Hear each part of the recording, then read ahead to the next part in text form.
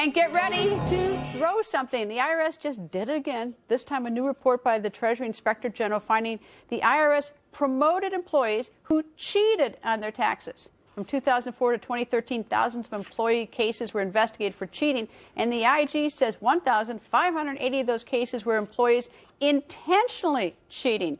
And it gets worse. In 60% of the intentional cheating cases, IRS managers refused to fire the employees, many of them even getting promoted.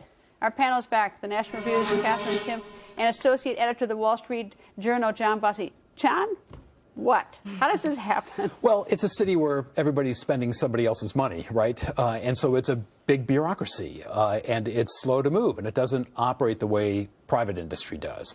What we don't know is the type of infraction. All right, so little small things. Does a person really deserve to get fired for? No.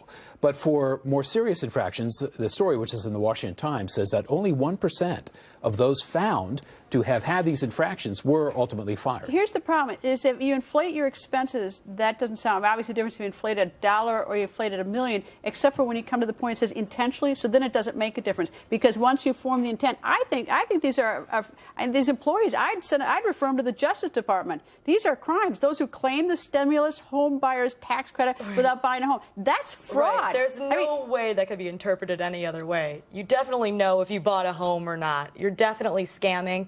And to keep your job because of mitigating circumstances and get promoted, there's a law that they're supposed to be fired if they do this. But in 60% there were mitigating circumstances. What were those? There's no mitigating circumstance. Like if you didn't buy a house, you didn't know you bought a house. Yeah. What's the circumstance there? Oh, I thought I bought a house.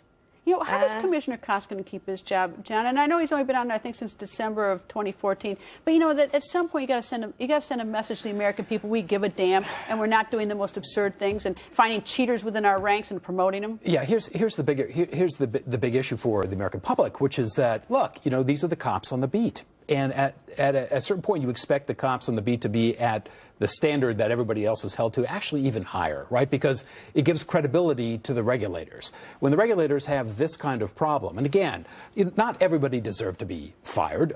It depends on I think anyone who intentionally cheated deserves to be fired. You know, I got to tell you, intentionally is my key word. You know, if it's a couple of bucks, you know what? Intentionally, you tried to rip off the taxpayers. I don't care if it's $1 or whatever. Intentionally, get out. So let's go down. If I made a little mistake, then they certainly wouldn't have any trouble auditing on you. me. Yeah, that's true. But let's go down that road. Regardless, at the end of the day, it is the credibility of the organization. And if you expect the average taxpayer to live up to the rules, you've got to hold your own to account.